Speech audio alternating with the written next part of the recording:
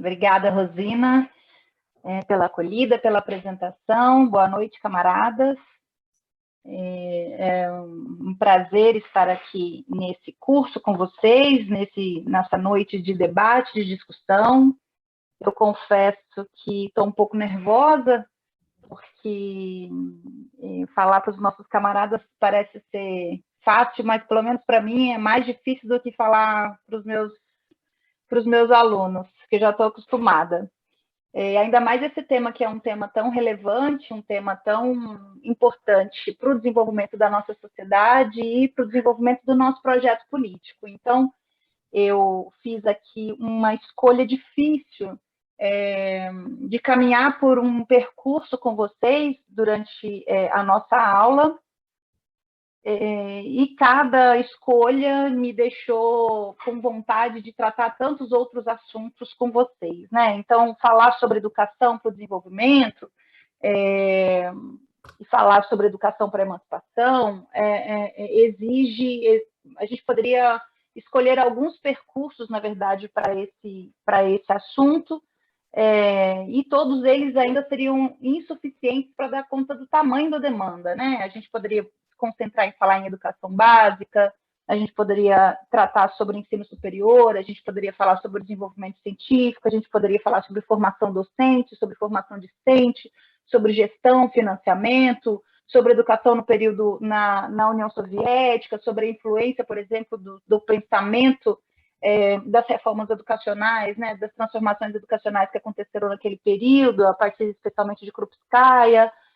Nós poderíamos concentrar na leitura, por exemplo, de um grande amigo nosso, que é o professor Dermeval Saviani, que desenvolveu a teoria da pedagogia histórico-crítica, que é uma teoria que a gente se aproxima bastante, ou falar de um educador popular como Paulo Freire, ou tantos outros pensadores e pensadoras da educação que nos ajudam constantemente a pensar essa área estratégica de desenvolvimento de um país, de uma nação e de um povo, né?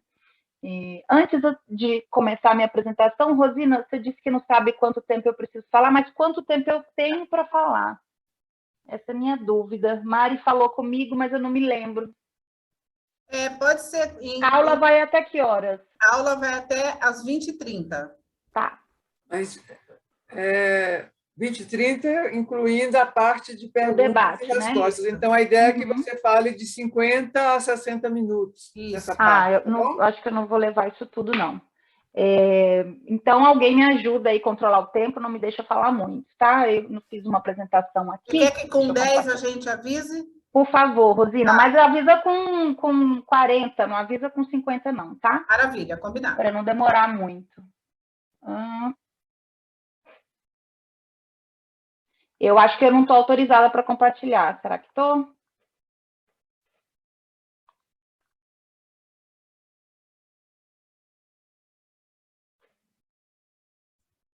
Marina?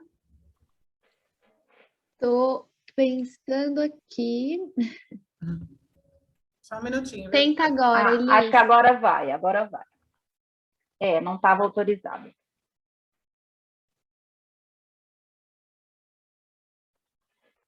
Está aparecendo para vocês? Está sim. Tá, então vamos lá. Bom, então, como eu disse para vocês, eu fiz uma escolha de dialogar com vocês, na verdade, né? Ainda que esse espaço seja um espaço de um curso, e a gente, de alguma maneira, espera trocar conhecimento na área específica, eu me organizei para mais conversar com vocês sobre o tema, abrindo possibilidades de a gente continuar esse diálogo, seja em um outro debate, numa palestra, numa mesa, seja a partir de algum fórum, seja a partir de algum debate no comitê municipal, seja trocando informações por e-mail ou por WhatsApp. Antes de tudo, eu me coloco à disposição para continuar essa discussão aqui com o partido que me alegra tanto. Então, vamos lá, o tema da mesa de hoje é Educação para a Democracia e Promoção da Equidade. E o que a nossa linha aqui de corte, vamos pensar assim, né, a nossa espinha dorsal aqui do debate, é entender de que maneira a educação e a emancipação das mulheres se articulam, né? Por que a gente está trazendo esse tema de educação aqui para esse curso do Fórum Estadual sobre a questão da mulher? A gente poderia pensar em várias situações, mas eu trouxe aqui algumas informações. Então, a minha apresentação ela vai seguir a seguinte ordem: a gente vai pensar como essa articulação acontece, a gente vai, a partir disso, recuperar o conceito de função social da educação e da escola, e pode parecer estranho a gente discutir sobre isso ainda hoje, né, sobre a função social da escola e da educação, mas essa função ela é disputada o tempo todo, especialmente pelo sistema capitalista. Depois disso, a gente vai procurar entender, a partir desse questionamento da função social da educação, né, o que alguns educadores pensam sobre o assunto, ou elaboraram sobre o assunto, né, pensaram sobre o assunto, eu trouxe alguns dados bem simples, bem iniciais, para apresentar e para ajudar a gente no debate aqui sobre educação em São Paulo. Tudo bem? Então, a pergunta inicial nossa é essa: de que maneira a educação e a emancipação das mulheres se articulam, né? O que tem a ver, de que forma que uma educação pode contribuir ou não para a emancipação das mulheres, para a emancipação da sociedade, mas mais especialmente para a emancipação das mulheres, né? Para tentar situar essa questão, essa aproximação entre educação e mulheres, eu trouxe aqui algumas informações que eu recolhi da SEAD, que é a Fundação do Sistema Estadual de Análise de Dados, aqui do ano de 2020, que situam, né, que trazem esse cenário da relação das mulheres, especialmente aqui no estado de São Paulo. Alguns dados. As mulheres do estado de São Paulo representam 51% da população total, ou seja, 22,9 milhões de mulheres. Elas possuem idade média de 37,3 anos e apresentam expectativa de vida de 80 anos. Portanto, vivem em média 6 anos a mais do que os homens. Só um minutinho que o meu negocinho aqui está me atrapalhando enxergar. Pronto. As mulheres se casam em média com 32 anos e têm em média 1,7 filho. Espera-se que 612 mil serão mães em 2020, que nesse período nasçam 299 mil meninas. A idade média feminina, 37,3 anos, é 2,2 anos superior à dos homens, que é em média de 35,1 anos. As idades reprodutivas, de 15 a 49 anos, concentram um pouco mais de metade da população feminina. A população feminina é menor do que a masculina até a faixa etária de 30 a 34 anos, porque nascem menos meninas do que nascem meninos, né? Mas elas têm um tempo de vida maior. Depois dos 35 anos, a proporção de mulheres supera a de homens, de forma crescente, o que decorre, em especial, da maior expectativa de vida entre elas. Na grande maioria dos municípios, a idade média feminina supera a masculina, e em apenas 13 isso não acontece, 13 municípios. Maiores idades médias são Santana da Ponte Pensa, 45,4 anos, e Floreal, 45,2 anos. Menores idades médias, Bom Sucesso de Sararé, de 31,4 anos, Nova Campina, de 32 anos, Bertioga, 32,4 anos, e Araçariguama, de 32,5 anos. Nós temos uma camarada, um comitê novo lá se instituindo, né? Se eu não tiver dito a cidade errada, se eu não estiver confundindo a cidade, mas eu acho que é assim. Né, Júlia? Bom, então a gente parte desse cenário, né? Aqui no estado de São Paulo, um percentual de 51% da população total, então nós somos a maioria que estamos, vocês vão ter uma aula de trabalho, mas nós estamos ocupando o maior percentual de espaços e de cargos no mercado de trabalho, ainda que ele passa por vários processos de precarização e de sobretrabalho, com jornadas duplas ou triplas de atividade, com jornadas duplas, como é o conceito mais corretamente, de atividades das mulheres que ocupam esses espaços públicos, né, institucionais, políticos, de poder, e os espaços privados também, no seu cotidiano, seja como chefe de família, seja como mãe, seja como filha, enfim, que ocupam esses espaços, e partindo desse cenário, que é um cenário de maior população aqui do Estado, que a gente vai discutir, que a gente procura pensar o quão importante é discutir entre nós, camaradas, né, que somos aqui do Brasil e que compomos aí uma busca, né, que defendemos uma frente ampla e democrática em defesa do nosso povo, do bem-estar, do desenvolvimento. Então, pensar uma sociedade mais justa, igualitária, livre, emancipada, necessariamente pressupõe pensar a condição de vida da mulher brasileira e da mulher paulista e paulistana. E quais são o que os dados da educação, alguns poucos dados da educação apresenta para a gente? De acordo com os dados do Censo de Educação Básica de 2017 ainda, as mulheres formam 81% do professorado na educação básica brasileira.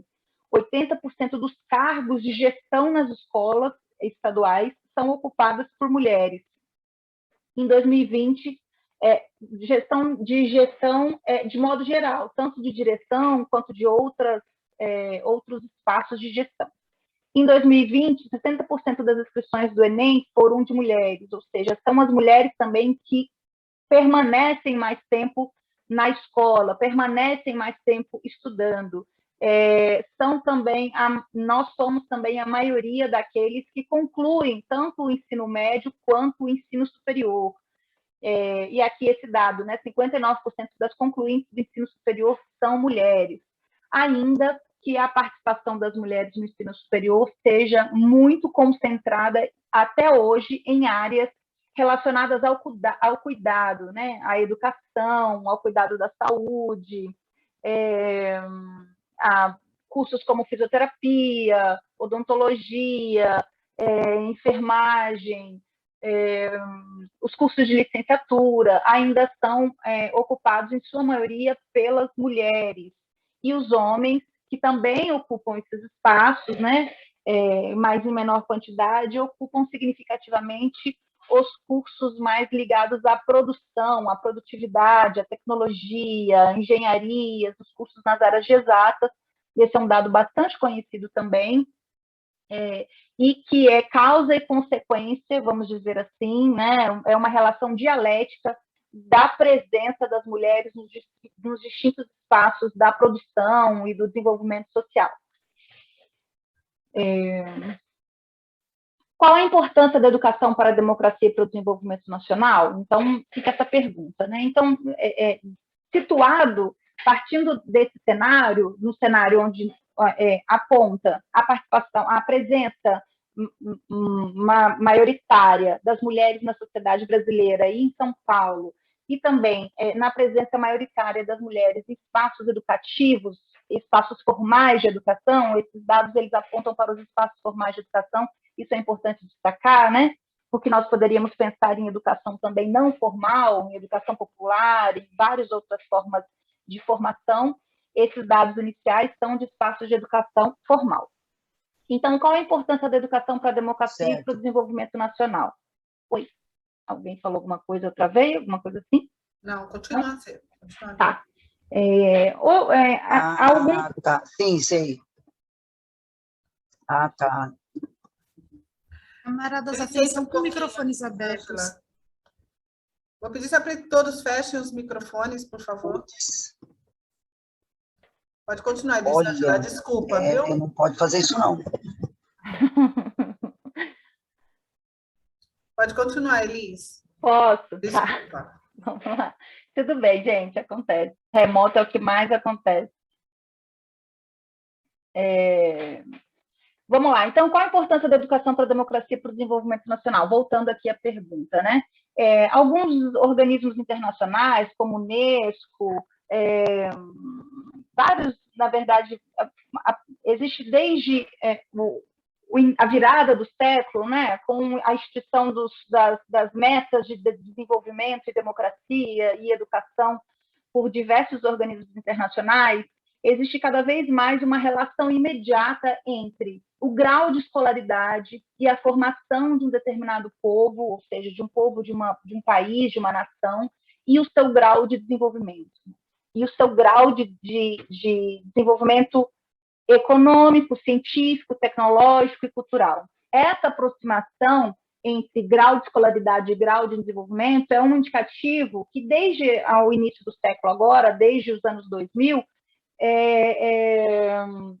baliza, vamos pensar assim, as normativas educacionais brasileiras, tanto a partir de órgãos como o Ministério da Educação, como o Ministério da Ciência e Tecnologia, como também no desenvolvimento dos planos nacionais de educação, dos planos estaduais de educação, uma perspectiva que esteve presente nas conferências nacionais de educação, que provavelmente retoma agora, e uma certa aproximação que aparentemente é completamente positiva, né? Quando a gente pensa assim, que bom entender que o desenvolvimento de uma nação ele está diretamente ligada ao grau de escolaridade dessa nação, ao grau de desenvolvimento científico, à capacidade de produzir ciência, a capacidade de produzir tecnologia e inovação, a capacidade e a possibilidade de publicar artigo científico, né?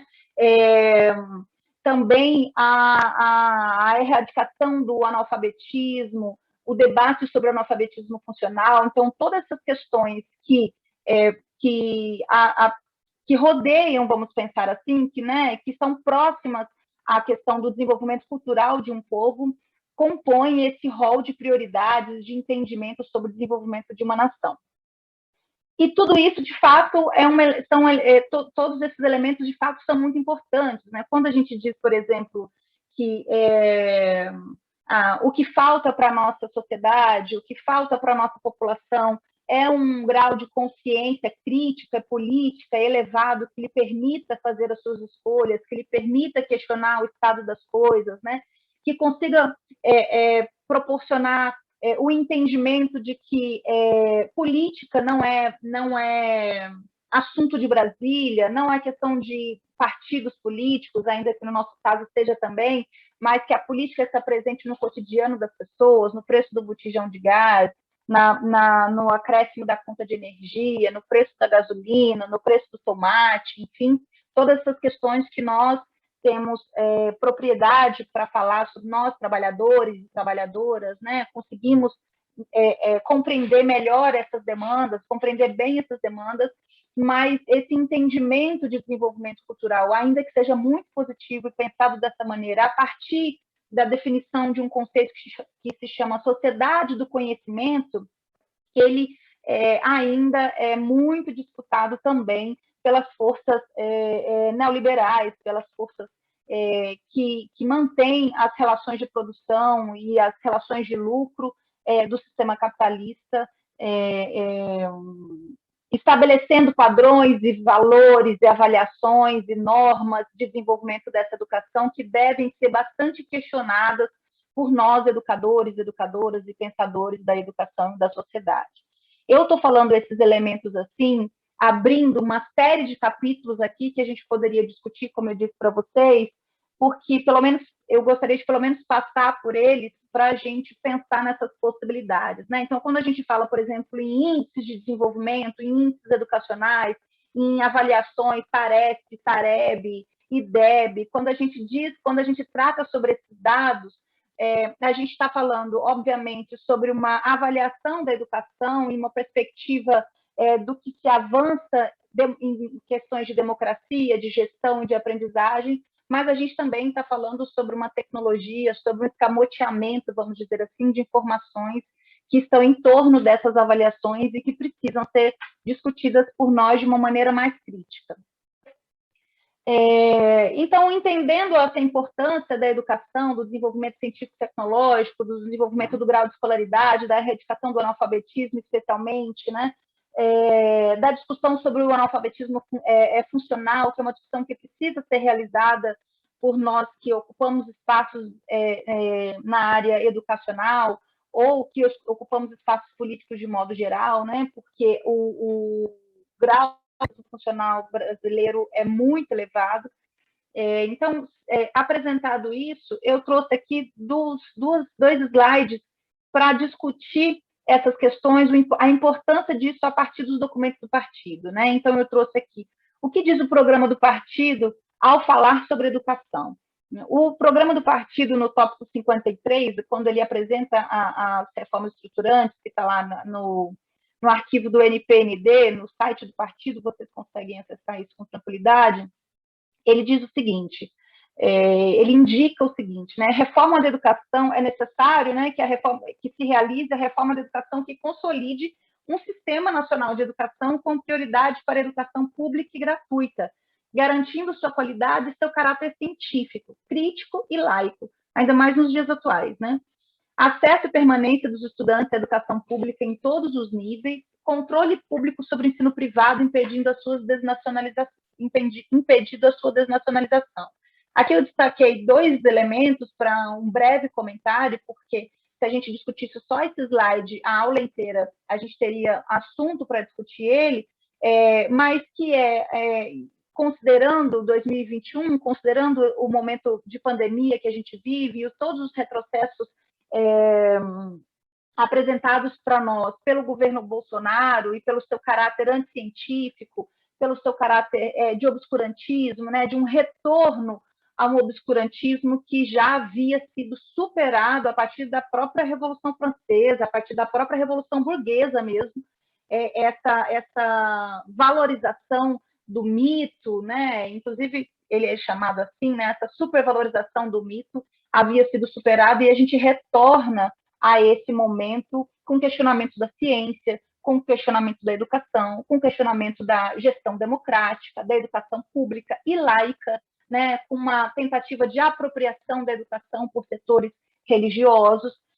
E o outro ponto que eu destaquei foi o controle público sobre o ensino privado. A gente percebe o número de universidades, especialmente de escolas privadas no Brasil, gritante. É um projeto, né, é a maioria das instituições de ensino no Brasil, e é um projeto que se alarga cada vez mais, e que existem muitas produções a respeito. O próprio grupo de pesquisa do professor Demerval Saviano e SEDBR discute bastante isso, o professor Luiz Antônio Cunha, o professor... esqueci o nome dele agora, de São Carlos, que debate brilhantemente a questão do neoliberalismo e educação no século XXI, e aponta os desmandos, na verdade, da educação que se transformou sem falseamento, né? Antigamente, acho que há pouco tempo ainda se falseava esse entendimento, mas agora sim, falseamento se tornou a educação uma mercadoria, né? E isso faz, se a gente fosse discutir aqui um pouco mais profundamente, teoricamente, essa questão, isso é um projeto desse modelo econômico, um modelo que valoriza uma formação para o trabalho, mas uma formação sem reflexão, uma formação voltada para o lucro, uma formação voltada para a precarização das condições de trabalho de todo o campo educacional e, consequentemente, para uma formação mais precarizada, mais empobrecida, vamos dizer assim. O projeto do partido, né, o programa do partido ainda aponta a formação e valorização dos profissionais da educação, universalização do ensino básico progressivamente integral, né, que infelizmente essa é a intenção, mas ainda não foi universalizado, ainda que o Plano Nacional de Educação indique, os planos nacionais de educação indiquem essa urgência, erradicação do analfabetismo, fortalecimento do caráter estratégico da educação superior pública com democratização de acesso, expansão e sustentação da qualidade, né? A valorização dos profissionais da educação, acho que é um elemento que nos toca bastante. Nós temos no partido um contingente significativo de professoras e professores que atuam tanto na educação básica quanto no ensino superior, institutos de pesquisa, e que veem cotidianamente o seu trabalho sendo desvalorizado, precarizado, fundamentado cada vez mais numa repetição. E a gente poderia pensar que, tanto nessa questão da valorização dos profissionais de educação, quanto na valorização da educação de modo geral, as sucessivas reformas que, durante o governo Lula e Dilma, a gente tateou bastante, a gente discutiu muito, a gente foi para a rua, fez conferência, mas a gente tateou na aprovação das questões principais, talvez menos no que diz respeito ao acesso, né? Mas os governos Temer e Bolsonaro foram muito exitosos, vamos pensar assim, em aprovar reformas educacionais que são regressivas para a gente. Né? Vide a reforma do ensino médio, que se você olha de longe, parece uma grande conquista, né? Um pensamento, por exemplo, que já existia na União Soviética antigamente, que já existia e que hoje é completamente distorcido se a gente for pensar as concretas condições de implementação dos itinerários formativos, as completas condições de implementação do ensino integral, enfim, então uma série de elementos que de fato nos preocupam nessa reorganização e que o Estado de São Paulo já está implementando a reforma do ensino médio à torta e à direita. Vamos ver se o PIBIC deixa.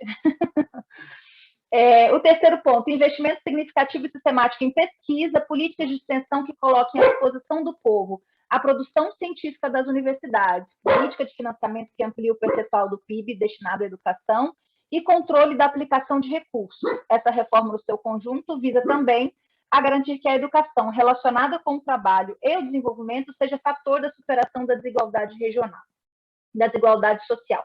Esse ponto trata especificamente sobre esse processo de produção científica que no Brasil se concentra majoritariamente nas universidades e que também sofre ataques no último governo, né, tanto de controle do pensamento da produção científica, com ataque aos grupos marxistas, quanto dos ataques nas áreas estratégicas de formação do pensamento crítico, como filosofia, sociologia, artes, outras áreas específicas, e essa aproximação direta da ciência básica produzida na universidade com a ciência aplicada, que é a tecnologia, né? Esse ódio à tecnologia que, a princípio, se fosse utilizada para reduzir as misérias, para reduzir as desigualdades, para superar as necessidades do povo, seria muito bem-vinda, mas essa tecnologia também está a serviço desse sistema econômico. Vocês me dão um minutinho só para tirar o PIBIC da sala, gente, porque acho que ele não vai parar. Rapidinho. Tá bom, Elis? Só um minuto, viu, companheiros e companheiras? A Elis já volta. É que ela tem um amigo, o cachorro.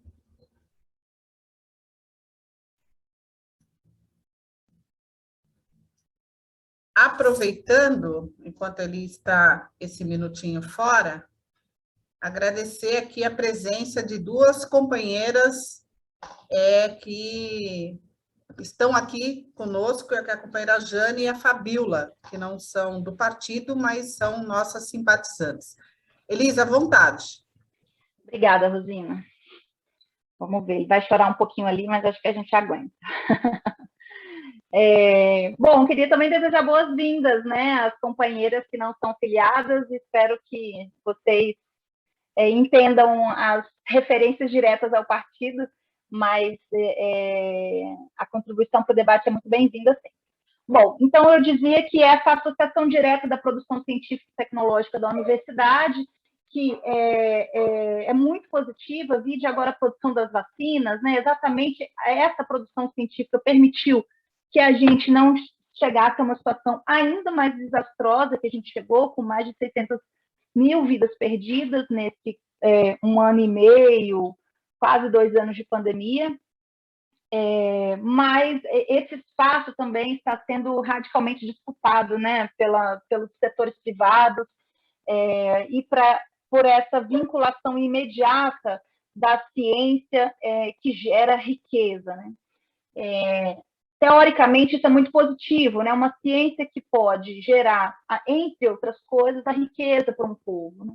Mas, mais uma vez, essa ciência está a serviço de quem, né? E a serviço de qual tipo de desenvolvimento, que é, ao meu ver, o grande norte dessa nossa discussão aqui. Olhar para esses processos educacionais e entender as suas contradições, né? Eu não me proponho hora nenhuma aqui responder ou alguma coisa específica, mas olhar para essas contradições e pensar como nós, que somos um campo progressista, podemos contribuir tanto para a elaboração, quanto para o acompanhamento, quanto para o desenvolvimento dessas questões.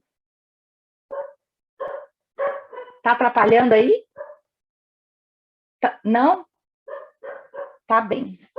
É que ele está latindo bem aqui. Se atrapalhar, você me avisa, Rosina, que eu dou um jeitinho aqui. Tá, obrigada.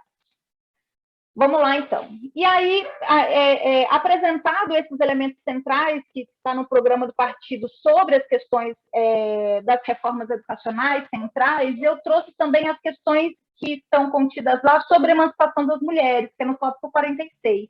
E diz objetivamente, a emancipação das mulheres é uma condição para o progresso social. É importante aproveitar o imenso potencial das mulheres, hoje relativamente adormecido, mas que sustenta a acumulação capitalista, libertando suas energias. A emancipação das mulheres é obra da luta, em primeiro lugar, delas próprias. Entretanto, a transformação nas relações entre gêneros e igualdade integral de direitos na lei e na vida necessitam do empenho da sociedade. Rosina bem destacou aqui no início do nosso debate a importância dos camaradas aqui nesse espaço de formação.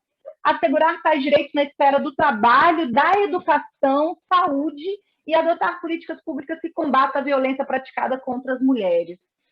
Depois desse documento, tantos outros foram produzidos, resoluções da Conferência do Partido, atualizações desse debate agora, inclusive no nosso último congresso. Vocês já estão acompanhando isso há bastante tempo, não é a minha intenção aqui atualizar esse debate, mas trazer a centralidade desse debate e entender a relevância, né, de mobilizar essa população específica, que são as mulheres, para esse processo de desenvolvimento da educação, da saúde, do trabalho, dessa relação de igualdade entre os gêneros, da ocupação de espaços, né, da presença das mulheres em espaços políticos, da presença das mulheres em espaços de formação, de deliberação, na economia, né, no setor produtivo. Então, nós temos aqui uma aproximação dessas intenções, dessas reformas educacionais, vamos pensar assim, essas diretrizes, esse norte educacional, só poderá ser conquistado a partir também da libertação e da emancipação feminina. Parte desse pressuposto a nossa linha teórica, que é o feminismo emancipacionista, popular, enfim. Apresentado, então, mais esse elemento, que é esse direcionamento do partido, né, para as questões da valorização e da libertação e da emancipação feminina, eu retomo aqui a discussão sobre a escola e educação. E aí eu trouxe uma segunda pergunta. Qual é a função social da escola e da educação na sociedade atual? E é interessante fazer essa pergunta agora, porque nós vamos comemorar ano que vem o bicentenário da independência e o centenário da Semana de Arte Moderna, né? Então, 200 anos que o Brasil é independente, e 200 anos o Brasil, na verdade, é mais de 200 anos, desde o Brasil Império, que o país, antes não país, né, colônia, mas desde há 200 anos que são realizadas reformas educacionais no intuito de constituir o que a gente chama de cultura nacional, né? E reformas educacionais que contribuem, ou que deveriam contribuir para a formação de cidadãos, para a formação da classe trabalhadora, para a formação das elites dirigentes do país. A USP é um exemplo disso, né? A USP foi criada, em seu projeto de criação, ela está lá escrito, ela foi criada para formar a elite dirigente do país, como outras universidades também, mas a USP é mais destacada e cabe aqui no nosso debate, para formar o que a gente chama de identidade nacional, né? E 100 anos depois da independência, a Semana de Arte Moderna, ali, em 22, que também é o aniversário do partido, né, o centenário do partido, é um período muito importante, que é um período onde o Brasil ali tenta se descolar um pouco da influência europeia, portuguesa, da influência europeia e norte-americana, e tenta constituir uma cultura nacional, e essa cultura ela diz respeito não só às artes, né, à literatura, mas diz respeito à identidade da nossa escola, da formação do nosso povo, né? Uma escola que ainda era excludente, uma escola que não cabiam as meninas, uma escola que não era democrática, uma escola que não acolhia os filhos dos trabalhadores e das trabalhadoras, e que desde então, especialmente ali mais na década de 30, 10 anos depois, várias reformas aconteceram, algumas protagonizadas por São Paulo, nós estamos aí nessa perspectiva de levar a escola para todo mundo. E é estranho falar isso também, porque há pouco tempo, né, há 100 anos, não existia escola para todo mundo, hoje ainda também não existe escola para todo mundo, mas o acesso ampliou radicalmente, e a gente vê, ao longo desses 100 anos, e talvez até depois do processo da ditadura, no período de redemocratização, que é um tempo menor que nós temos, essa disputa permanente sobre os rumos da escola. E por isso a pergunta é qual é a função social da escola e da educação. A gente pode falar que a função social da escola, então, focada nesses elementos que eu disse, no trabalho, na formação cidadã, na formação do livre pensamento, na formação técnica e profissional, e a gente poderia pensar também na educação de modo mais amplo, na formação de modo mais amplo, que não acontece só na escola, ela acontece em casa, com os familiares, ela acontece no teatro, no museu, no cinema, e a gente poderia elencar aqui um número de cidades que ainda não possuem teatro, que ainda não possuem cinema, e quando possuem de maneira muito precarizada. A gente poderia falar também na formação que acontece nas igrejas, nos bairros, nas comunidades, nos grupos de slam, nos grupos de poesia, nos grupos de debate teórico, enfim, todo um processo que para nós comunistas, para nós do partido, é muito caro e muito importante. Por isso que é importante a gente também distinguir a educação escolar e a educação, que é a educação formal, da educação não formal, da educação popular, né? Olha a Escola Florestan Fernandes como um exemplo de educação popular, que há anos, há décadas, desenvolve um trabalho significativo. Olha a Escola do Partido Comunista do Brasil, né? A Escola Nacional do Partido Comunista do Brasil, que também há anos, há décadas, desenvolve um trabalho brilhante, e eu posso dizer para vocês que, pelo menos a minha formação, ela é muito mais sólida com os elementos que eu conheci a partir da escola do partido do que com a minha própria formação escolar. Claro que tem uma formação básica, inicial, mas a minha perspectiva de vida, de olhar para a sociedade, a possibilidade de olhar para uma situação e de maneira dialética, entender todos esses conceitos, e eu tenho certeza que, como eu, tantos outros camaradas, essa formação ela é minha, ela é adquirida nas fileiras do PCdoB, nas fileiras da UJS, onde eu comecei a militar, e eu tenho muito orgulho disso, e por isso fico muito nervosa, emocionada de estar aqui contribuindo com esse processo também.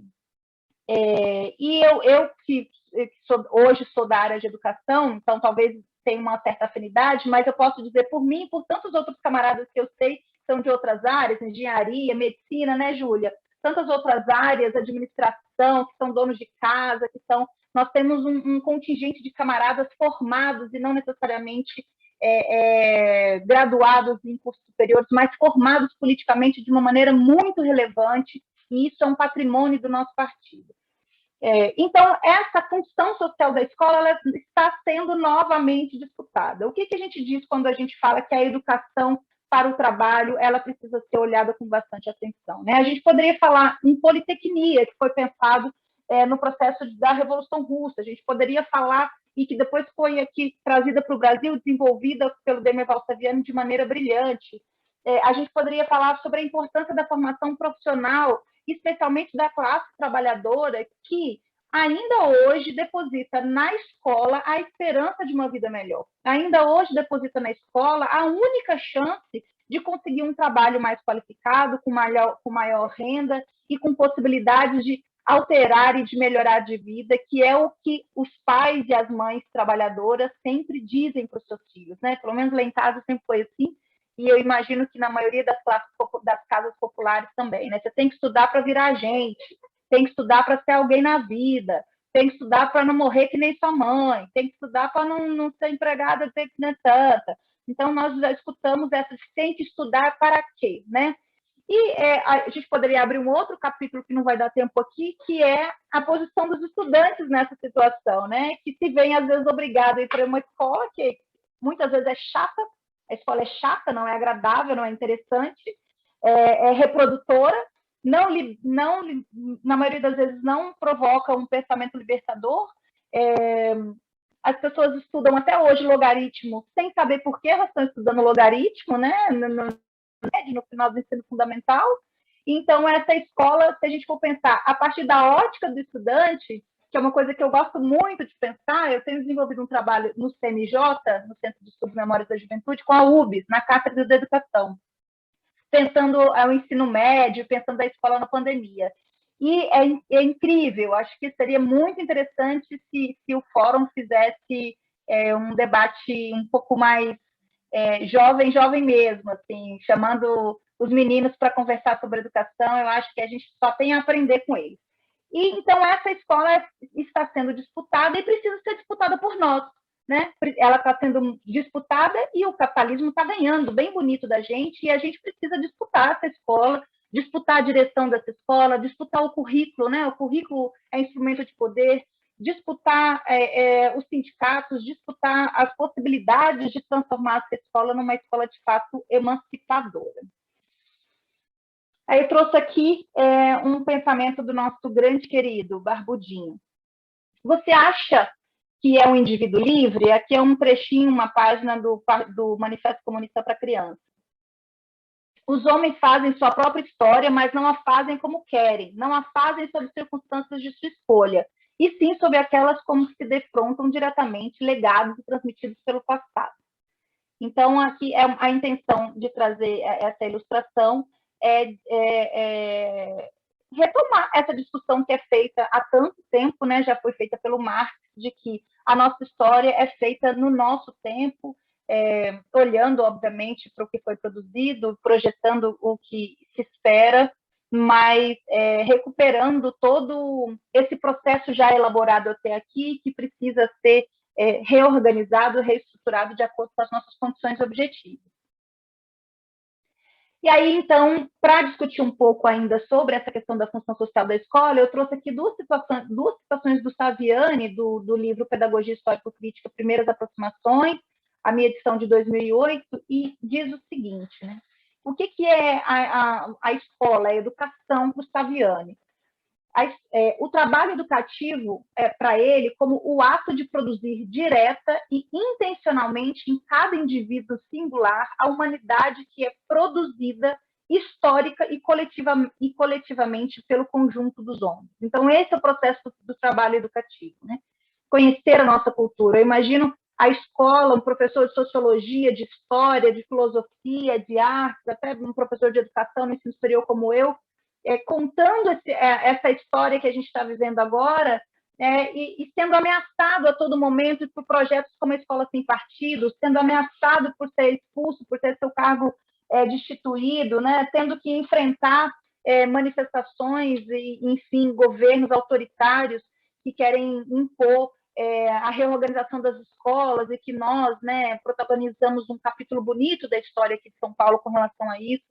Então, o ato de produzir direto e intencionalmente em cada indivíduo singular a humanidade que é produzida histórica e coletivamente pelo conjunto dos homens, né? É a humanidade que é produzida coletivamente. Não é só a conta de matemática, a subtração, a fórmula de física, ou então a referência do autor só. É essa humanidade que precisa ser resgatada e que precisa ser produzida a partir de uma educação científica, crítica, laica e política. Afirma-se que não é só através dela que se educa, educa-se através de múltiplas formas, através de outras instituições, como os partidos, os sindicatos, associações de bairro, associações religiosas, através de relações informais, de convivência, dos meios de comunicação de massa. Portanto, há múltiplas formas de educação entre as quais se situa a escolar. Como eu havia dito aqui antes, sobre a diferença entre a educação formal escolar e a formação de maneira mais ampla. Vale destacar aqui o elemento que ele trata sobre os meios de comunicação de massa como instrumento de formação. Esse é um elemento também muito significativo, muito importante para a gente debater em um outro momento com um pouco mais de fôlego, e, a meu ver, é uma das características, né, um espaço, vamos pensar assim, um espaço e um poder que nós saímos muito prejudicados do processo dos governos Lula e Dilma, especialmente no processo do golpe, no processo de ataque aos governos Lula, né, e na disputa da consciência, né, na disputa da consciência do povo, da consciência crítica, do entendimento que os avanços significativos dos governos anteriores, eles são coletivos, né, que eles não são simplesmente resultados de consumo, né? Acho que aqui a gente poderia pensar comunicação em massa, consciência crítica, consumo, são elementos bem significativos aqui e que a gente, infelizmente, perde bastante, né, nessa disputa. Deixa eu ver aqui para onde foi. Ah, tá. Eu trouxe também 2 ou 3 citações de... Aqui. Aproveitando esse intervalinho, Li, só te dar um alô que você tem mais 15 minutos. Ótimo. Tá?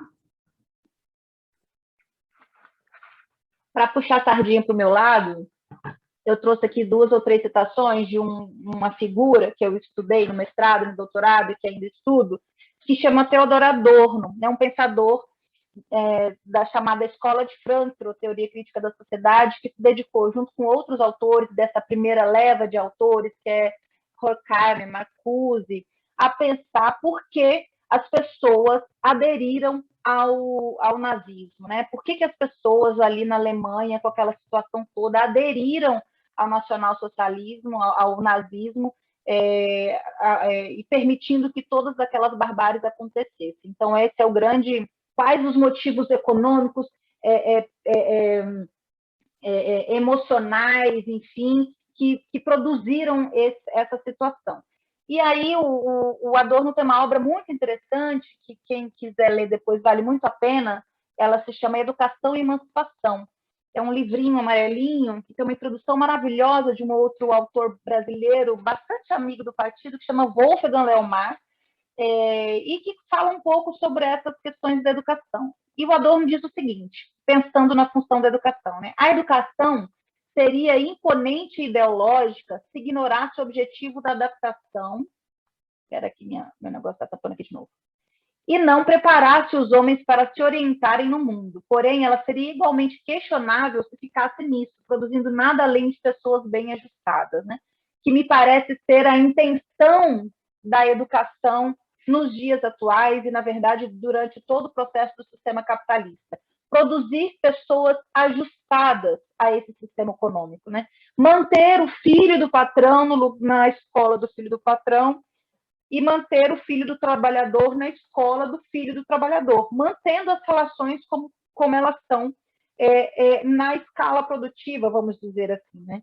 Então, o Adorno chama a atenção, isso ele escreve mais ou menos em 30, 40 também, vai fazer quase um século, mas ele traz essa discussão sobre a necessidade de se questionar uma educação que forme pessoas ajustadas a esse modelo opressor, a esse modelo que produziu barbárie, a esse modelo que produziu o nazismo, a esse modelo que produziu a ditadura militar no Brasil, a esse modelo que ainda hoje mantém pessoas em situação de escravização, esse modelo que mantém uma necropolítica, que mantém as mulheres sendo assassinadas, sendo violentadas constantemente, e que mantém e que retoma, especialmente no Brasil, essa situação de pobreza e de miséria que a gente tentava superar, né, e já tinha avançado nessa superação. Então, para esse autor, a educação, quando ele vai apontar o que é a educação, ele diz o seguinte: evidentemente, não assim a chamada modelagem de pessoas, porque não temos o direito de modelar pessoas a partir de seu exterior. Não a mera transmissão de conhecimentos, cuja característica de coisa morta já foi mais que destacada, mas a produção de uma consciência verdadeira. Então, pensando nesse bloco, compreendendo esse processo de disputa da educação, como resistir, né? Então, mais do que modelar, não necessariamente não modelar pessoas, mas sim produzir uma consciência verdadeira. E aí, por fim, ainda diz, a única concretização efetiva da emancipação das pessoas, né, dos indivíduos, das mulheres, dos homens, enfim, de todas as pessoas, consiste em que aquelas poucas pessoas interessadas nessa direção orientem toda a sua energia para que a educação seja uma educação para a contradição e para a resistência. E aí eu trago aqui uma citação do manifesto que diz o seguinte: por isso, não é de se estranhar que a consciência social de todas as épocas, apesar da diversidade e da diferença, se movimente segundo certas formas comuns, em formas de consciência que só se dissolverão com o desaparecimento dos antagonismos de classe. Então, Marx dizia isso na elaboração do Manifesto Comunista, que uma educação verdadeiramente livre, libertadora, produtora de uma consciência crítica e verdadeiramente emancipada só será possível numa sociedade onde os antagonismos de classe não mais existirem. O próprio Adorno, junto com Horkheim, desenvolve um pouco essa ideia, chamando essa educação de pseudo-educação ou de pseudo-formação. Na sociedade capitalista, mesmo que a educação avance significativamente, ela ainda vai ser falseada, ela ainda vai ser determinada por uma certa racionalidade que pertence ao sistema capitalista. Eu vou tentar ser mais rápida aqui agora, que eu trouxe alguns dados bem rápidos para a gente discutir depois. Não sei por que não está aparecendo. Pronto. Educação em São Paulo, alguns elementos para o debate. Eu queria só dizer o seguinte: eu busquei algumas informações para debater com vocês, e muito mais para aprender com vocês do que qualquer coisa, porque eu não sou uma estudiosa da educação em São Paulo, preciso me apropriar desse tema, mas eu estudo de modo geral ensino superior, então eu não sou uma estudiosa desse tema. Então trouxe algumas informações que eu fui buscar, tanto no censo, quanto em alguns outros sites, alguns documentos que indicam essa situação de São Paulo, tá? Vamos lá, alguns dados. Matrículas em creche no estado de São Paulo, na rede municipal. A rede municipal possui 576.105 matrículas em creches. Na rede privada, 546. Então, a gente tem quase o mesmo número de matrículas na rede privada que na rede pública. Caiu no último período, no ano de 2020, antes aqui, desculpa, gente, no ano de 2020 foram registradas 10 milhões de matrículas de educação básica no estado de São Paulo, e alguns dados sobre essas matrículas, né? Além da creche, caiu o número de matrícula no EJA, no ano de 2020, e os alunos de 20 a 29 anos correspondem a 32,2% das matrículas, sendo que 53% é masculino e 49,8% de pretos e pardos. Então, o EJA ainda é mais habitado, vamos dizer assim, pelos meninos. A educação profissional, nesse período, cresceu quase 500 mil matrículas, subindo para 46,8% das matrículas da rede estadual. E alunos com 20 anos ocupam essas vagas de modo geral, e 51,6% das matrículas são meninas. No caso da educação profissional, achei interessante, as meninas é que ocupam mais esse espaço. Nesse universo, 71,2% são pretos e pardos. E o número de docentes, aqui umas informações sobre os docentes: 465.863 docentes na educação básica do estado de São Paulo, sendo que 33,1% compõem a educação infantil, e a maioria dessas mulheres possui entre 30 e 49 anos. A educação básica, eu imagino que todos vocês já saibam, corresponde já há pouco tempo a todo o processo de educação infantil, educação fundamental e ensino médio, né? Antes não era assim, mas agora é dessa maneira. Alguns dados também que dizem respeito mais à universidade, desenvolvimento científico e tecnológico, a questão da educação profissional, que é um tema que eu também gostaria bastante de discutir um pouco mais com vocês com o tempo, né? Nós temos aqui, o estado de São Paulo é o estado onde o ensino superior é mais desenvolvido, onde mais tem investimento, onde existe universidades estaduais e municipal, onde a FAPESP é uma agência de fomento forte no desenvolvimento científico e tecnológico. Então, nós temos aqui, no total, 611 instituições de ensino superior no estado de São Paulo, entre 2.608 no Brasil, tá? Esse dado aqui é Brasil e São Paulo. Federal, 5 federais, 79 estaduais, 26 municipais e 501 instituições privadas. A gente está falando de instituições aqui, se a gente for desdobrar em campos, né, especialmente as privadas, 2.306 instituições privadas no Brasil, de 2.608. Olha só a questão da privatização do ensino. Os institutos federais, o Instituto Federal de Educação, Ciência e Tecnologia de São Paulo é composto por 38 campos, entre campus avançado e campus formal. O Estado possui 13 parques tecnológicos e a educação técnica, aqui muito marcada pelo centro de Paulo Souza, está presente em 369 municípios, 223 escolas técnicas, 74 faculdades de tecnologia, com mais de 322 alunos. Então, a gente tem aqui um vasto campo de trabalho que pode ser desenvolvido tanto a partir da educação básica, quanto ensino superior, quanto ensino profissional. E aí, brevemente, eu trouxe aqui algumas informações a partir de notícias sobre esse cenário de educação e as mulheres na pandemia, né? Então, se esse é o nosso cenário geral, essa precarização, essa disputa, esses rumos que marcadamente, né, todo mundo pode dar opinião. A gente vê o Luciano Huck na televisão falando: se você quer fazer um bico, vem dar aula aqui, vem fazer um curso de formação de professores. Enfim, as opiniões dos economistas, dos engenheiros, todo mundo. Isso, de um lado, é bom porque assim, todo mundo acha que pode dar opinião na educação ou que conhece a educação por ter sido estudante maior parte da sua vida, boa parte da sua vida. Por outro lado, a educação é uma ciência também, né, que precisa ser entendida e compreendida por aqueles que estudam, e por isso o nosso coletivo partidário estudar e se aprimorar, né, e se apropriar dessas discussões gerais contribui significativamente para os rumos dessa disputa.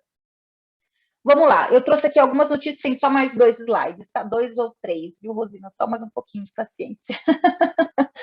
Algumas notícias sobre as mulheres na pandemia e a relação com a educação, né? Quase 8,5 milhões das mulheres brasileiras saíram do mercado de trabalho até o terceiro trimestre de 2020, segundo o IBGE.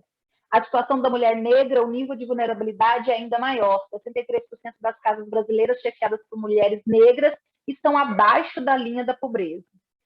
Há uma sobrecarga feminina ancorada em questões relacionadas ao machismo, à sociedade patriarcal e também ao fato do trabalho do cuidado recair sobre as mulheres, sem remuneração e de forma invisível. A gente tem, acho que a Argentina, se eu não estiver enganado, tem um projeto agora de remuneração de complemento de aposentadoria, né, para as mulheres que se dedicaram ao trabalho do lar. Isso é bem interessante. Imagino que vocês já tenham debatido. Eu, infelizmente, não estou conseguindo acompanhar todas as reuniões do fórum, mas acho que vale a pena esse assunto vir à tona também. Ao todo, elas gastam, em média, mais de 61 horas por semana em trabalhos não remunerados no Brasil. Cerca de 65% dos profissionais de linha de frente da pandemia são do sexo feminino. Em carreiras como a enfermagem, psicologia, as mulheres representam mais de 80% da participação. No contexto da pandemia de Covid-19, os entendimentos da Polícia Militar às mulheres vítimas de violência aumentaram 44,9% no estado de São Paulo. E aí, sobre a questão da relação das mulheres no processo de educação aqui, dos impactos da pandemia, né? Eu separei em 2 momentos. Pensando nas mães ou nas mulheres em casa, a gente pode pensar também, não necessariamente nas mães, mas nas avós, nas tias, nas irmãs, enfim, nas mulheres que estão em casa, nesse trabalho mais em casa, e no trabalho das professoras, especificamente, né? Segundo a pesquisa Sem Parar, o trabalho e a vida das mulheres na pandemia, realizada pelas organizações Gênero e Número e Sempre Viva, metade das mulheres brasileiras passou a cuidar de alguém durante a pandemia: filhos, idosos, pessoas com deficiência ou outras crianças. Dessas, 42% não têm apoio externo, como as profissionais, instituições ou vizinhos. Entre as mães, metade, 49%, afirmou que aumentou a necessidade de auxiliar os filhos de até 12 anos nas atividades educacionais online. Responderam ao questionário online 2.641 mulheres de todas as regiões do Brasil. E o trabalho das professoras, né? A primeira etapa da pesquisa, Sentimento e Percepção dos Professores Brasileiros nas diferentes estágios do coronavírus, realizada pelo Instituto Península, logo no início da pandemia, entre março e abril de 2020, já apontava o impacto do fechamento das escolas na rotina das docentes, que representava 70% da amostra. 70% afirmaram estar dedicando mais tempo à vida pessoal e familiar, incluindo as questões do lar.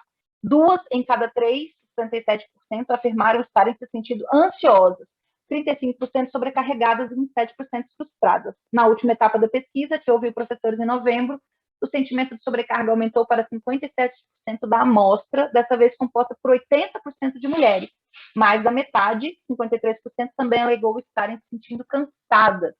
Então, aqui a gente poderia pensar também sobre o esgotamento físico, mental, desse trabalho exaustivo que é acompanhar a educação nesse processo da pandemia, tanto como família quanto como professoras, né? Eu sei que tem outros professores aqui na sala, o trabalho remoto está sendo assim, completamente exaustivo, e a gente já discutia sobre a saúde mental dos professores há bastante tempo. A CONTE tem campanhas significativas, tanto sobre a mercantilização da educação, quanto sobre a saúde da mulher, a POS também, o SIMPEM também. Então, acho que é interessante a gente, depois, em algum momento, discutir sobre o assunto. E aí, o que fazer, então, eu estou caminhando para o fim aqui, bem pertinho mesmo do fim. O que fazer, né? Eu trouxe aqui só uma fotinha do nosso último congresso. A gente acabou de sair do congresso agora, então tem resolução nova. A gente fez um congresso com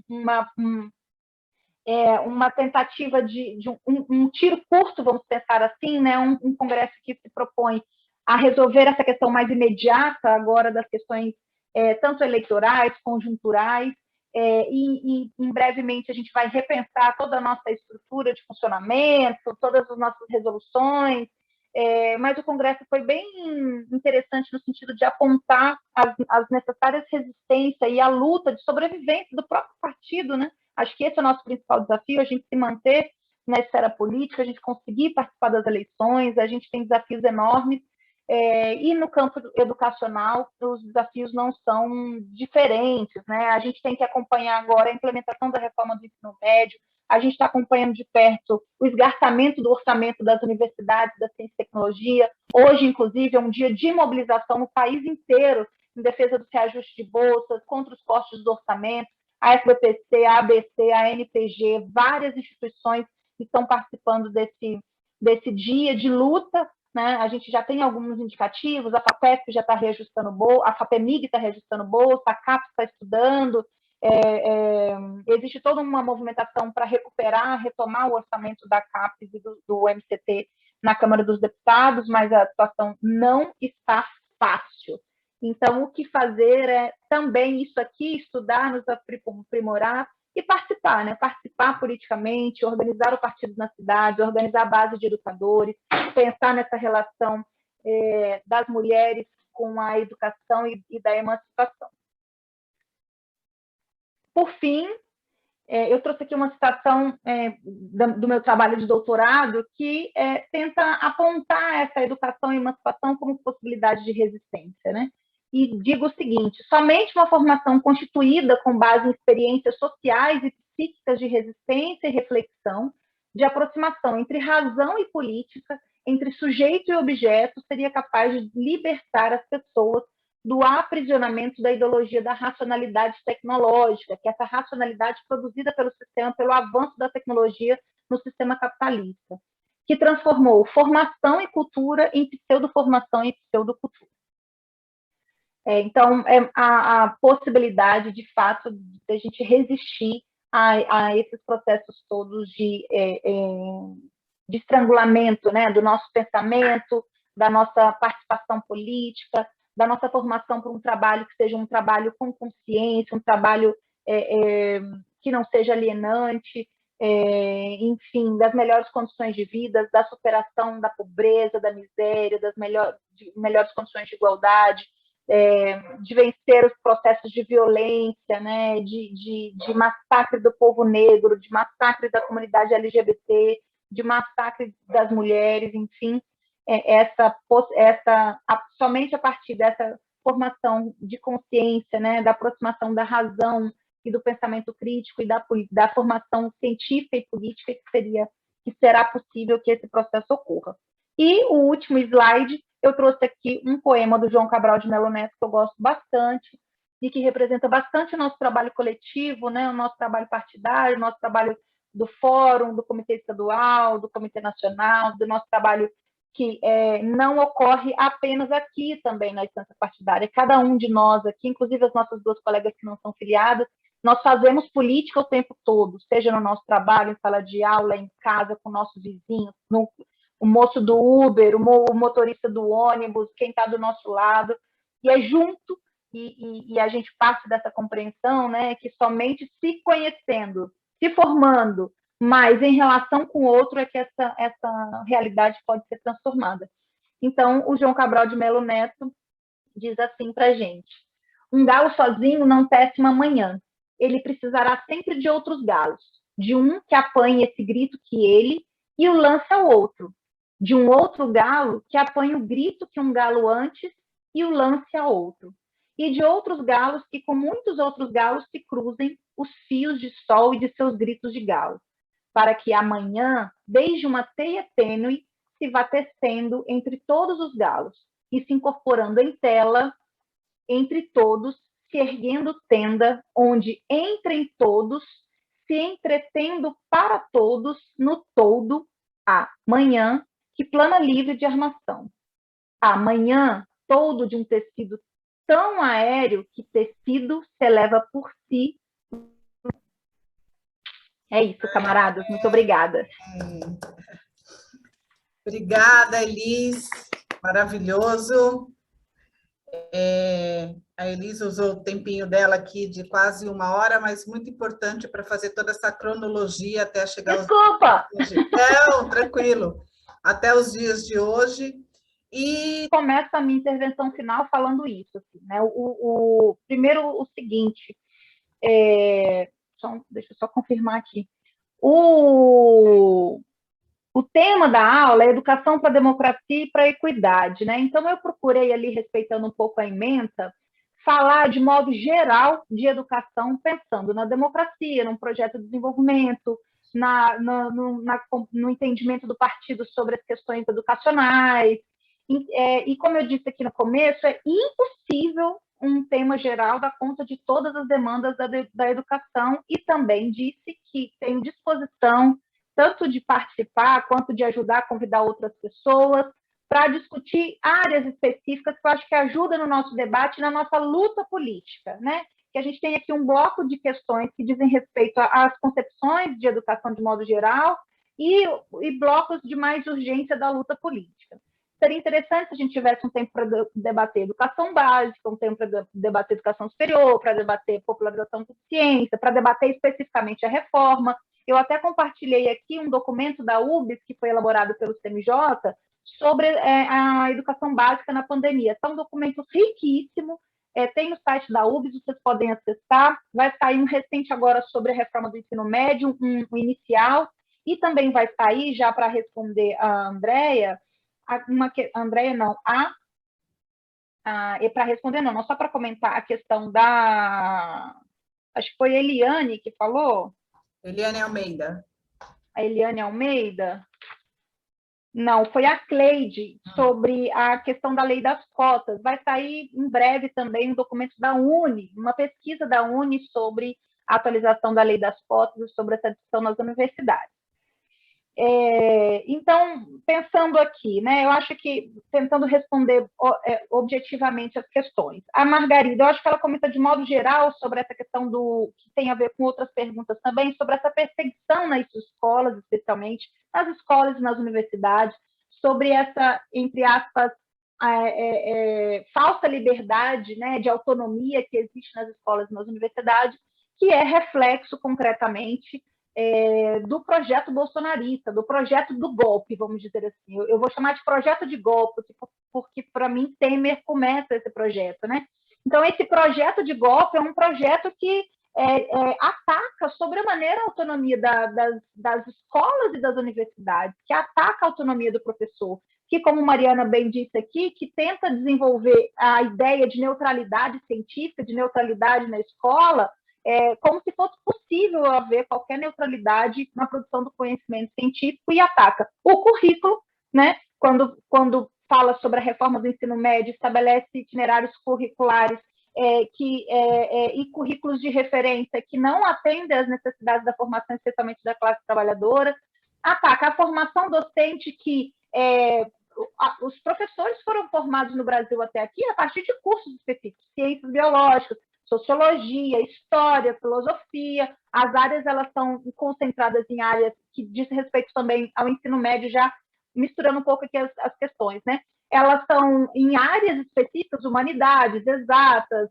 projeto de vida, Então, tem todo, junto com a reforma do ensino médio, tem também uma proposta de nova base, e a Base Nacional Comum Curricular do Ensino Médio e Básico, tem uma proposta também, uma lei de Base Nacional de Formação de Professores para a Educação Básica, né, que tenta aproximar a formação de professores com a Base Nacional Curricular Comum, com o currículo de referência, e tudo isso sob o ataque dessa falsa promessa, na verdade, de uma educação integradora, que respeite as habilidades e afinidades dos estudantes, que agora podem escolher o que eles querem estudar, né? Sem uma base básica de formação baixa, básica, e com uma intensificação do trabalho, da formação voltada para o trabalho, com a adoção de professores de notório saber, né, sem exigências de formação pedagógica, com a promessa de um ensino integral, que duas camaradas tocaram no assunto. O ensino integral, gente, é um ensino interessante, importante, estimado por nós comunistas, desde que ele de fato seja integral. Na minha apresentação, eu disse que eu não pretendo apresentar as soluções, especialmente responder a uma bandeira política específica, mas mais cutucá-los, né, e cutucá-las e provocar aqui a imensidão de questões que envolvem essas reformas educacionais atuais e que envolvem esse projeto de golpe, assim chamado, aqui na nossa discussão, né? Então, a formação integral, ela é interessante, ela é bem-vinda, ela responde à necessidade da mãe, da família, que tem que deixar o aluno na escola para trabalhar? Responde. Mas ela responde à formação dos estudantes? Né? Porque a questão a gente precisa de uma creche ou a gente precisa de uma escola? A gente precisa de um lugar para que os filhos sejam cuidados ou a gente precisa de uma escola? Acho que a gente precisa das duas coisas, né? Para ser bem honestos conosco mesmo, a gente precisa das duas coisas, mas aqui a minha provocação é pensar se essa escola integral, que vai ser implementada sob a égide da PEC do fim do mundo, sob a égide do golpe, sob a égide da volta do obscurantismo, sobre a precarização do trabalho docente, sobre o ataque à pesquisa, né? A gente tem, por exemplo, o Instituto Federal, que é uma escola, que é uma instituição que valorizava até então o tripé da educação, ensino, pesquisa e extensão. A partir daqui a muito pouco tempo, nós vamos ter professores, pesquisadores, professores de ensino, professores extensionistas, ou seja, acabou a possibilidade de você ser professor pesquisador dentro desse espaço, que já é um espaço raro, né? Então, eu penso que são elementos que a gente deveria pensar de uma maneira mais crítica e mais profunda do que a fotografia mostra para a gente. A fotografia mostra para a gente o seguinte: a reforma do ensino médio é boa. Por quê? Agora o aluno estuda o que ele quer estudar. Primeiro ponto, não é verdade. Por quê? Quem disse que perto da sua casa vai ter o itinerário formativo que o seu aluno quer estudar? Quem disse? Quem disse que lá no Capão Redondo vai ter humanidades, vai ter artes, vai ter... Quem disse que vai ter? Né? Ela, de modo geral, ela é feita sobre o escasso orçamento, sobre o escasso financiamento. Uma coisa é a gente dizer das escolas, a gente falar que quer que os filhos vão para as escolas ficarem lá seguros durante o dia inteiro. Existe segurança em todas as escolas? A alimentação garantida para todo mundo? Existe tempo de lazer para os estudantes? Quem é que vai cuidar ou educar esses professores em tempo integral? Tem professor para tempo integral? Tem creche para os filhos dos professores? Então, eu penso que são elementos estruturantes, na verdade, do debate da reforma do ensino médio e também da educação infantil, que diz respeito à questão das creches, né? A questão das creches é uma bandeira, é uma pauta que deve ser defendida e levantada por nós comunistas, por nós militantes da UBM, por nós emancipacionistas a todo momento, porque é uma condição que é um direito não só da criança, viu, gente? A criança tem um direito de ter acesso à escola, a criança tem um direito de conviver com outras crianças. A gente não está falando aqui só de minimizar ou de diminuir a sobrecarga do trabalho da mãe, a gente está falando do direito da criança de estudar, mas também dessa mãe, ou desse pai, ou dessa família, normalmente é mãe, a gente sabe disso, mas dessa família, de conseguir conciliar a sua vida pessoal e a sua vida profissional, a trabalhar, porque nem todo mundo tem condição de ter redes de apoio nesse sentido. Então, acho que essa deve ser uma bandeira, sem sobre dúvida, levantada a todo tempo pelo nosso coletivo, né? A questão da aprendizagem que a Claudinha falou, isso é por isso que eu compartilhei aqui o documento da UBS, que ele está bem apontado nesse sentido. A questão da aprendizagem é muito grave, né? Eu não acho que tem uma redução, um prejuízo de 5 anos, a pandemia tem provocado isso, não acho que a pandemia provocou um prejuízo na aprendizagem de 5 anos, provavelmente 1, 2 anos, um prejuízo que não quer dizer que rasgou, jogou fora, mas sim, a evasão aumentou, e sim, vai continuar aumentando se providências não forem tomadas. Existe um distanciamento entre o que deveria ser aprendido e o que é aprendido com o ensino remoto, junto com uma série de dificuldades que a realidade distinta das classes, na verdade, com relação ao ensino remoto, né? Que é essa questão que eu disse, a tecnologia ela traz inúmeras possibilidades de libertação, mas ela também traz inúmeras possibilidades de aprisionamento. A ideia de que está todo mundo no mesmo barco, a gente aqui está cansado de saber que não está, né? Existem debates, imagens sobre um estudante morando num cômodo com não sei quantos irmãos, com mãe sem comida, agora com fome, estudando igual ao menino que continua, que tem um quarto no escritório, ar-condicionado, que tem pais, que tem escolaridade, que viaja, que já viajou várias vezes, que tem acesso à cultura. Então, são realidades muito distintas, e é a população pobre, e é a população negra, e é a população imigrante, na verdade, que sofre demasiadamente com essa condição e com essa realidade, e que precisa ser denunciada a todo momento. Isso tem a ver também com a escolaridade, com a alfabetização e a questão de permanência da população negra na escola, né? Cleide, que trata sobre o assunto. As cotas vão ser revistas, as cotas estão sendo bastante estudadas há bastante tempo, desde sua implementação, e o racismo na escola também. Existem várias pesquisas, vários indicadores que apontam o racismo estrutural desde a infância, desde a definição de quem é o Cirilo e quem é a Maria Joaquina, quem é o bonito, qual é a cor do lápis de cor, né, do lápis de cor, que é a cor de pele, não do lápis da cor de pele. Então, nós temos aqui um vasto estudo sobre o racismo estrutural na escola e na universidade. A escola, como bem dito aqui também pela Mari, a escola, que, segundo pensadores, um bem clássico que defende essa ideia, que é o Pierre Bourdieu, são dois, Bourdieu e Passeron, que a escola é um espaço de reprodução, né? De reprodução das mazelas sociais, de reprodução das desigualdades. Então, também entender que o que a gente quer é tirar a nossa criança e deixá-la lá na escola em tempo integral, nesse espaço de reprodução. Sou contra o ensino integral? Não, sou a favor do ensino integral. Mas a gente precisa entender que tipo de ensino integral, né? A gente diz o seguinte, a gente quer mais espaços, quer mais mulheres nos espaços de poder, a gente quer mais mulheres ultraconservadoras, obscurantistas, isso, tudo bem, pelo menos são mais mulheres. Essa é a discussão que a gente precisa fazer aqui sobre essa questão, né? A participação, então, dos negros, o sistema, além do sistema ser revisto, né? A gente tem um percentual positivo de, vamos dizer assim, uma população mais negritada, né? Uma população mais colorida nas escolas, nas universidades, mas que ainda sofrem cotidianamente com bullying, com preconceito, com racismo, com machismo, com homofobia e questões do tipo. A aprendizagem da pandemia, tentei falar aqui, e essa questão da formação, da questão da aprendizagem, que eu queria dizer também que foi o apontamento da Claudinha e de outras camaradas, que existem alguns autores que costumam dizer o seguinte, se a educação no sistema capitalista servisse, se ela fosse eficaz, pelo menos para formar o bom trabalhador, ela já cumpriria o seu papel. O problema é que nem isso hoje em dia acontece mais. E o problema não é a culpa, a responsabilidade disso não é a formação progressiva, não é a progressão continuada, não é a formação, como dito aqui pela camarada, como foi que ela disse?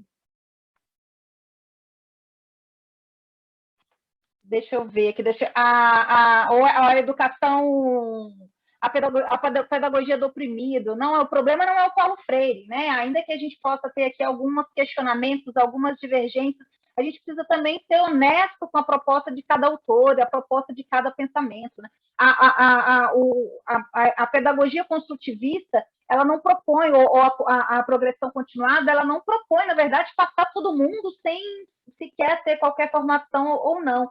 Ela deveria ser um sistema que em si não foi implementado. A única coisa que foi implementado foi, de fato, a transferência de série para a gente chegar aonde? Naquela discussão que eu coloquei lá no começo, que é os índices educacionais de democratização, de acesso, de aprovação, de escolarização, que colocam o Brasil, entre aspas, nesse rol aí de país mais desenvolvido culturalmente. Então, para as estatísticas, a gente até que está bem. Agora, na realidade, a gente tem crianças na quinta série que não sabe ler e não sabe escrever. Essa é a realidade, não é a realidade de toda a escola, mas é a realidade daquelas escolas mais ligadas às classes trabalhadoras, mais ligadas à comunidade pobre.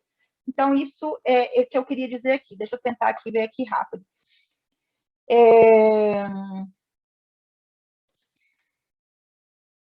Sobre a questão da inclusão aqui, porque eu acho que não vai dar tempo de falar tudo, senão eu vou falar muita coisa. Sobre a questão da inclusão, esse é um elemento muito importante que eu acho que o PCdoB se dedica pouco, de modo geral, à questão da inclusão, e a gente deveria, ou pelo menos não de maneira sistematizada, não que se dedique pouco, mas a gente tem pouca sistematização sobre o assunto, e ligada à educação, ela é muito importante, e não à toa só para os ataques que sofreu do ex-reitor e do nosso ministro, né? É uma polêmica na sociedade, uma parcela da sociedade e uma parcela, inclusive progressista, defende a educação especial, defende a existência de escolas especiais como única formação dessa comunidade, e uma parcela majoritária progressista defende a educação inclusiva.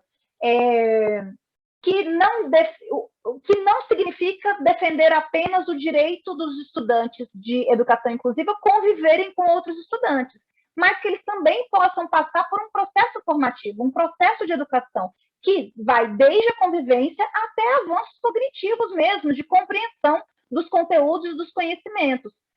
O que é importante a gente discutir também? Eu estou provocando mais, estou causando mais problemas que resolvendo, né, gente? Mas o que é importante a gente discutir também? Quais as condições desse aluno na escola? O professor, que é o mesmo professor que vai dar conta de 40, vai dar conta desse aluno que ele não faz suas necessidades especiais, não faz suas necessidades fisiológicas sozinhas. Inclusão é ter um aluno ali num cantinho? É isso que é inclusão? Então, acho que a gente precisa... Eu sou a favor da escola inclusiva, mas a escola inclusiva traz hoje esse debate também, que quais as condições, e é sobre esse debate que a gente deve se debruçar, é com essas pautas que a gente deve defender. A gente é a favor da inclusão, por quê? Porque é direito desse jovem, dessa criança, integrar socialmente, compreender, estudar, aprender e participar da sociedade como qualquer outro cidadão. É também dever do Estado, da escola pública especialmente, das escolas privadas também, mas a gente está falando aqui da escola pública, do Estado garantir as condições para que esse estudante aprenda, garantir as condições para que ele esteja na escola, garantir as condições para que o professor tenha como acompanhar o processo de desenvolvimento de todos os estudantes da sua sala, inclusive desse de educação inclusiva. Então, esse é um assunto também polêmico, que eu mais trouxe problema para vocês do que soluções. Mais 2 minutinhos você consegue finalizar?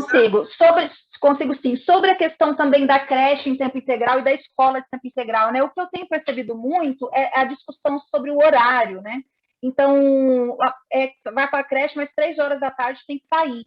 Ou começa às 9, enfim, um horário completamente que não condiz com a vida da mãe trabalhadora. Então, acho que esse elemento deveria vir também para a discussão da defesa da creche, aqui para a nossa luta política concreta. E para encerrar, só porque é uma área que eu gosto muito aqui, para fazer uma pirulinha, sobre essa questão da popularização da ciência, e encerrar com isso, né? Não dá tempo de discutir o assunto, mas dizer qual a importância da popularização da ciência e da divulgação científica. A importância da ciência, dessa divulgação, dessa popularização, ela está diretamente relacionada com a possibilidade do nosso povo se desenvolver, né, se formar, se desenvolver como cidadãos a partir dos conhecimentos científicos, né? Então, desde a Revolução, desde o esclarecimento, desde a virada, onde Deus deixa de reinar e o homem, a ciência começa a reinar, é assim que a sociedade, entre aspas, ela civilizadamente vai caminhando, ou ia caminhando até a gente chegar aqui. Então, aproximar o conhecimento científico de todas as pessoas, as crianças, as pessoas mais de maior idade, os jovens, os adultos, é um trabalho civilizacional, ela tem uma importância civilizacional, porque a ciência ela não é e não deve ser só aquela que se acha que é feita pelo Einstein, que é um homem branco, de jaleco, na universidade, longe da gente, né? E a escola ela tem a função de reproduzir ou de produzir de massificar e divulgar o conhecimento científico. Eu, por exemplo, sou uma mulher que tem um partido político, que tem uma religião, que tem uma origem familiar e tudo mais, que tem meus gostos e tudo mais. Dentro da sala de aula, a minha perspectiva ela é sempre científica, ela tem que ser sempre laica. E para que isso aconteça, é importante que toda a população tenha informação sobre a ciência e possa discutir cientificamente e não caia na lorota de um presidente que diz que a vacina causa AIDS, que existe chip na vacina, que o cabra vai ficar menos macho se tomar a vacina. Enfim, essas atrocidades que a gente escuta ultimamente nisso que a gente chama de retorno ao obscurantismo, para encerrar.